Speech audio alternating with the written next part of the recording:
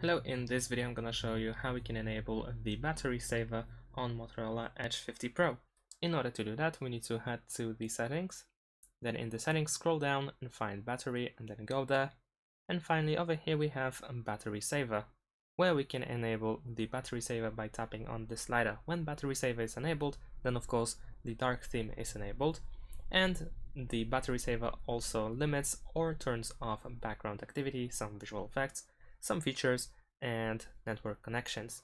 In addition to that, we can also set a schedule for the battery saver. So we can set it to, let's say, 50%, and then the battery saver will automatically be enabled when we reach 50%. We can also disable this if we don't want to always have this enabled. And of course, we can also turn off the battery saver at 90%. So whenever, for instance, if we charge our Motorola Edge 50 Pro and we reach 90%, then the battery saver will be disabled. And that's it. Oh, and of course we can also go to the quick access, and then over here we should also be able to find the battery saver. There we go. Over here we have the battery saver. We can tap on it in order to manually enable and disable the battery saver in a much quicker way. And that's it. Thanks for watching. Leave a like and subscribe to my channel, and see you in my next videos. Bye.